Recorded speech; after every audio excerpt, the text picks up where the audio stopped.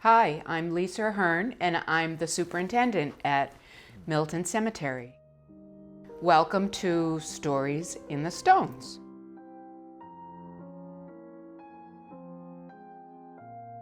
Milton Cemetery is one of America's oldest cemeteries. People don't realize that Milton Cemetery is 353 years old. So we have been here really pre-colonial times. The town was incorporated in 1662 and the cemetery was incorporated in 1672. It's very unusual to have a town cemetery that was incorporated at the beginning of the town's history, especially when it was 353 years ago, and is still active today, all in one spot, all in our 100 acres here. So it's a pretty special place, and it's full of history and stories.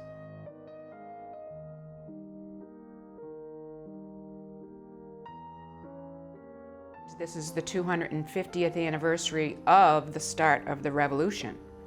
So we thought it would be fitting to start with maybe a person I call my favorite patriot would be Daniel Vose. Daniel Vose's monument is a large white marble monument out on Center Street at the top of Churchill's Lane.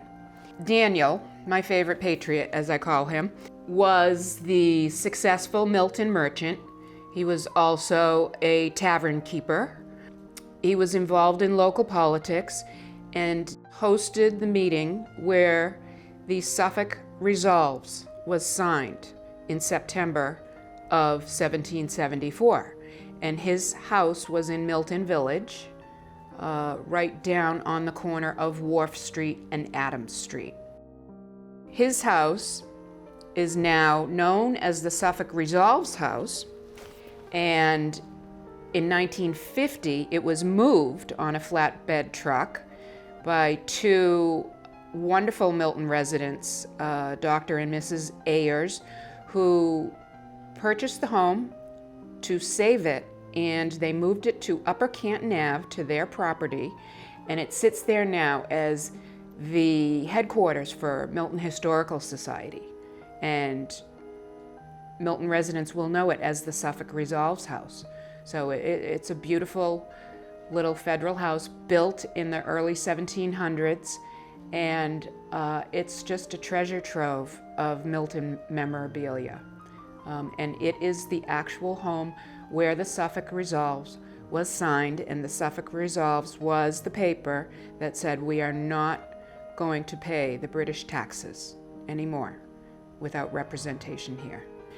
It was really the document that let the British know that we were very serious and we meant business.